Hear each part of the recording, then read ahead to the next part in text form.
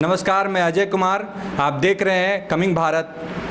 हमारे साथ हमारे स्टूडियो में मौजूद हैं श्री अशोक कुमार जी, जो आरएलएसपी के नेता हैं और अखिल भारतीय रविदास नवनिर्माण मंच एवं अम्बेडकर रतन मंडल संघ के संचालक भी हैं। आइए इनसे मिलते हैं। नमस्कार, आपका स्वागत है हमारे स्टूडियो में। जी बहुत बहुत धन्यवाद। सर, आज़ादी के 74 साल हो गए हैं अभी तक, लेकिन हमारे अति पिछड़ा और अल्पसंख्यक और जो पिछड़ा समाज हमारा है, जिसको हम लोग ओबीसी बैकवर्ड, अभी नीतीश कुमार सरकार ने उन्हें महादलित भी कहा है, उनका अभी तक वही वर्षों पुराना हमारे समाज में दबे कुचले होने के बावजूद भी उनका उत्थान नहीं हो पा रहा है। तो उस पर आपका क्या ओपिनियन है? देखिए, ऐसा है कि आज़ादी के 74वें साल हम लोग अभी जस्ट मनाए हैं और 75वें में हम लोग प्रवेश कर गए हैं। लेकिन वस्तु स्थिति ये है, अति पिछड़ा की बात करें, पिछड़ा की बात कर दे, दलित की बात कर दे, अल्पसंख्यक की बात है, जो संविधान में निहित जो व्यवस्थाएं हैं, जो अधिकार हैं, वो आज तक पूर्ण रूप से अभी तक नहीं मिल पाई है, जिसकी लड़ाई सभी लोग लड़ रहे हैं पार्टी स्तर पर, और जैसे कि समाज से भी सब लोग लड़ रहे हैं। कहीं न कहीं सरकार की नीयत में खोट रही है, जिसके वजह से आज जो आज़ादी की इतने दिनों बाद जो दशा और दिशा में जो सुधार होना चाहिए था, जो नहीं हुआ है। मुझे लगता है कि सरकार को नीयत को और साफ करना चाहिए। सही में चाहते हैं कि इन लोगों को मुख्य धारा से जोड़े, तो नीयत को साफ करके इनको मुख्य धारा में काम करने के लिए काम करना चाहिए। सर, जैसा कि हम सभी जानते हैं कि बिहार में बहुत ज़्यादा जातिवाद होती रही है और अति पिछड़ों के नाम पे सारी सरकारों ने वोट लिया और उन्हें ठगने का काम किया। तो आपकी सरकार जब बनेगी, महागठबंधन की सरकार बनेगी, तो दलितों के लिए, पिछड़ों के लिए आपका क्या योजना होगी या उनका उत्थान आप कैसे करेंगे, उसके बारे में कुछ हमारे दर्शकों को बताएं। देखिए, ऐसा है कि हमारे राष्ट्रीय सुप्रीमो साहब माननीय उपेंद्र कुशवाहा जी बार बार इस कहते रहते हैं, और इनका कहना है कि संख्या अनुपात भागीदारी सुनिश्चित कर दी जाए। उससे निश्चित है कि जब संख्या के अनुसार भागीदारी मिलेगी, उनको नेतृत्व करता होंगे, तो निश्चित उनके समाज का विकास होगा। हमारे पार्टी और सुप्रीमो का बार बार कहना है कि मैं शिक्षा की बात करने आया हूँ, मैं रोज़गार की बात करने आया हूँ, मैं सिंचाई की बात करता हूँ, मैं दवाई की बात करने आया हूँ। तो ये सारे मुद्दा जो है, जो बुनियादी व्यवस्था अगर ईमानदारी पूर्वक कर दिया जाए, तो लगता है कि विकास की गंगा और समानता की धारा बहने लगेगी। लेकिन आज देख लीजिए, बेरोजगारी का आलम आप देख सकते हैं, जो स्वास्थ्य व्यवस्था देख लीजिए कि क्या है, जो सारा खुल के रह गया, सबके सामने आ गया। जो व्यवस्था है कि लोग मर रहे हैं, लोग कोई पूछने वाले नहीं है, यानी अस्त व्यस्त है। कोई राम राज्य कहते हैं कि राम भरोसे छोड़ दिया गया है। ये सही व्यवस्था है। सरकार ने क्या कहा था कि हम सरकार जब आएंगे, बनेगी, तो मैं लोगों को रोज़गार दूंगा, लेकिन आते के साथ उन्होंने रोज़गार छीनने का काम किया। जो सबसे बड़ा हब जो हमारे देश का था, रेलवे, जो लड़का नौजवान जो पढ़ते थे, एक उम्मीद बनता था कि कहीं ना कहीं जाएंगे तो रेलवे तो एक ऐसा जगह है जहां नौकरी श्योर मिलेगी, उसको आप क्या कर रहे हैं, प्राइवेट हाथों में उसको बेचने का काम कर रहे हैं। तो आप देने की बात कर करके आप लेने का जो काम कर रहे हैं, तो ये कहाँ जाएगा, लोग ये सोचने पर मजबूर है। तो ये स्थितियां हैं हमारे बिहार सरकार की। जैसे कहते हैं ना कि शराब वही है, बोतली नहीं है। जैसे उन्होंने बांटा, नीतीश बाबू ने कहा आकर करके कि दलित को महादलित बना करके बांटने का काम किया, लेकिन जो लोग बुनियादी जो व्यवस्थाएं थी, आपने देने का काम नहीं किया। जो बच्चे, जो दलित के बच्चे थे, जिनको स्कॉलरशिप मिलता था, जिससे वो पढ़ाई करते थे, आते के साथ आपने क्या कर दिया कि स्कॉलरशिप देने को बंद कर दिया। आपने उसको लोन में कन्वर्ट कर दिया, 4 लाख रुपया। मुझे बता दे सरकार कि 4 लाख में कौन सी पढ़ाई हो जाएगी। आप बेवकूफ़ बना रहे हैं, लोगों को बेवकूफ़ बना करके बगलावा दे करके राज करते आ रहे हैं। अब ये चलने वाली नहीं है। हम लोगों ने ठान लिया है कि हम हर लोग को शिक्षा से जोड़ेंगे, रोज़गार सभी को दिलाएंगे, हर क्षेत्र में हम लोग काम करेंगे। हम लोग इंडिपेंडेंट लोगों को बनाने का प्रयास करके रास्ते में हम लोग चल चुके हैं। हमारा राष्ट्रीय अध्यक्ष इसके लिए परिपक्व हैं, इसमें कहीं से कोई दिक्कत नहीं है। सर, एक क्वेश्चन मेरे से था कि मैंने भी बहुत सभी जगहों जहाँ जहाँ मैंने गया है, देखा है कि बहुत सारी दलित बस्तियां हैं जहाँ पे स्वास्थ्य नहीं है, वहाँ शिक्षा नहीं है, वहाँ के लोग जागरूक नहीं हैं, वो यहाँ तक कि बाबा भीमराव अंबेडकर को भी नहीं जानते हैं। तो आप अपने समाज को कब तक इस तरीके से उस दलदल में रखेंगे? वो उनका उत्थान कब होगा?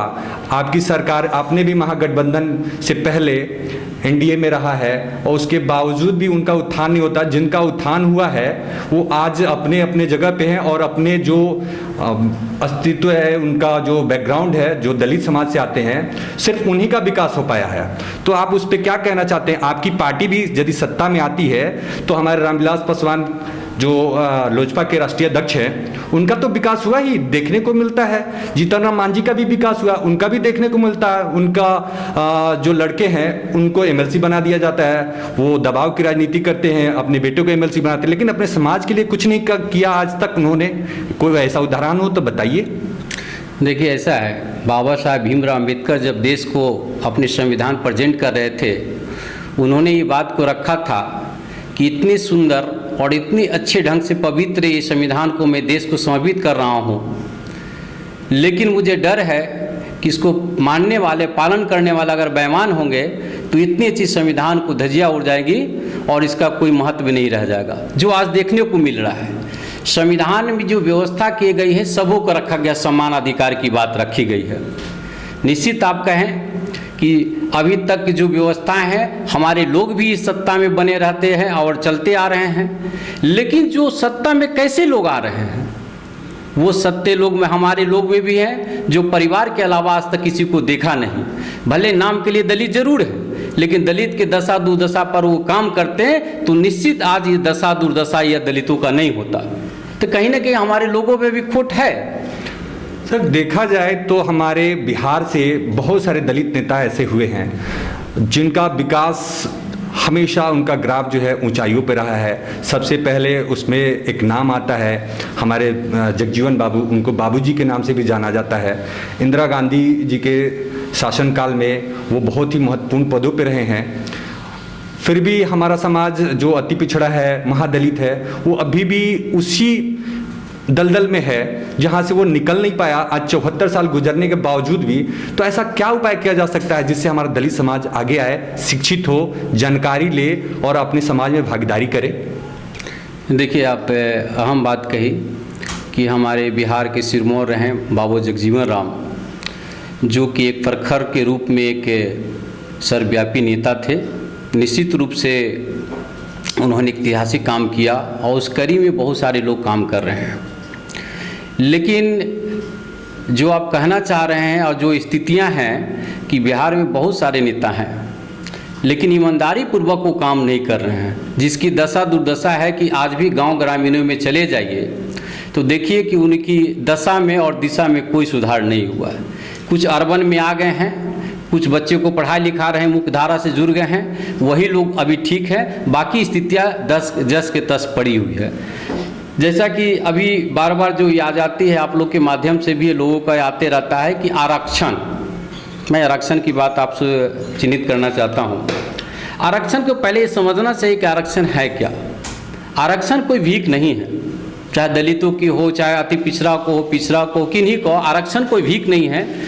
आरक्षण एक पूना पैठ समझौता है, जो आप लोग वाकई जानते हैं कि ये हमारा समझौता के तहत हमारा बाबा साहब ने 2 वोट का अधिकार मांगा था, लेकिन उस समय सिचुएशन हमको रोका गया कि 2 वोट का अधिकार आपको नहीं दे सकते, मेरी मजबूरियां हैं, जो भी मजबूरियां उस समय होगी।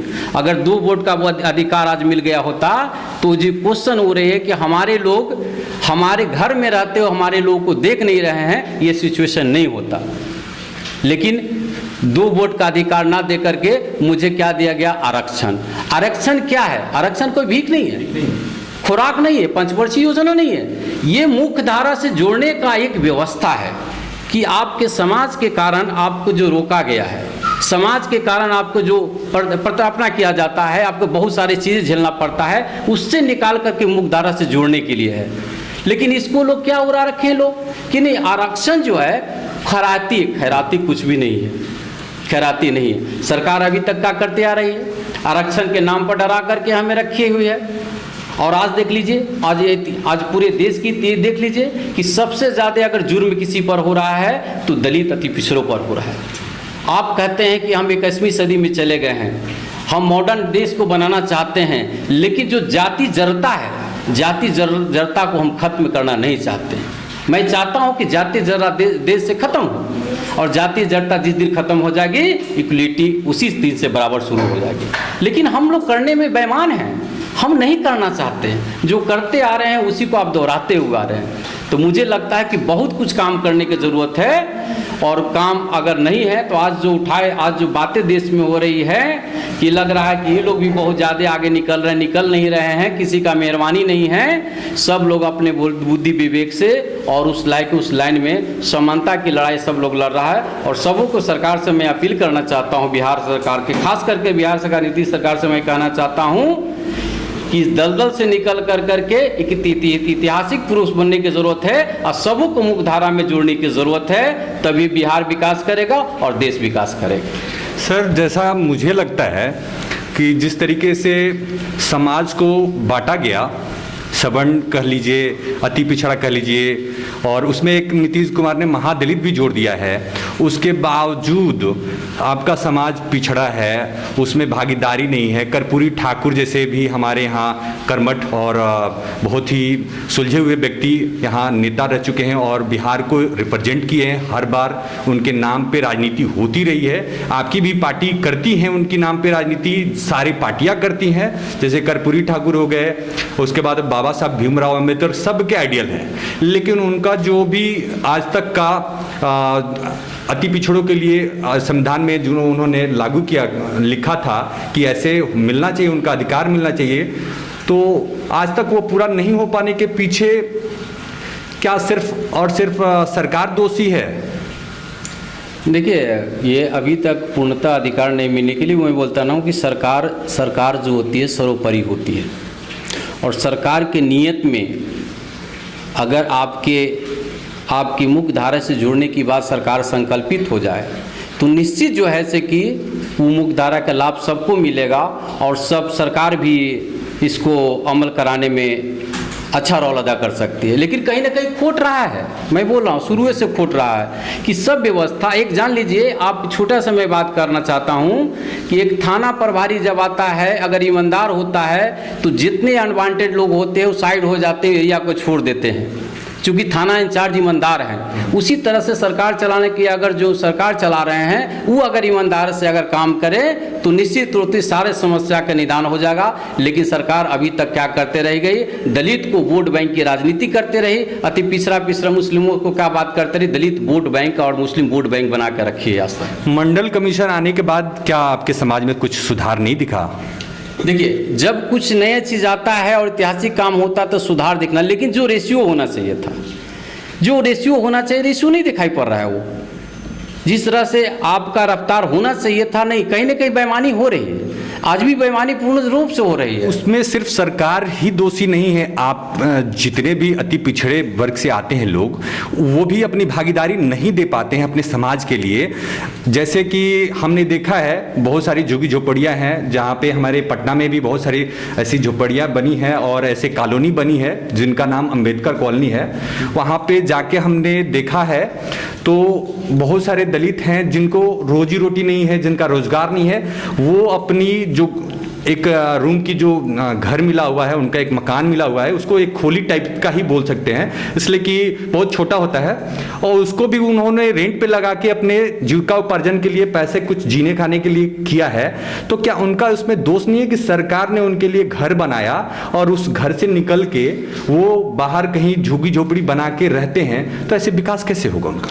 देखिए, ऐसा है कि आप एग्जाम्पल दे रहे हैं कि एक आध गो 100 में ऐसे लोग एक आध गो हैं, एक आध लोग ऐसे हैं कि वो रह नहीं रहे हैं, या तो कहीं कोई काम कर रहे हैं तो इसलिए आने जाने में असुविधा होता है, तो ये घर छोड़ करके कहीं रेंट में रह रहे हैं। 100 में एक आध ऐसा मिल जाएंगे।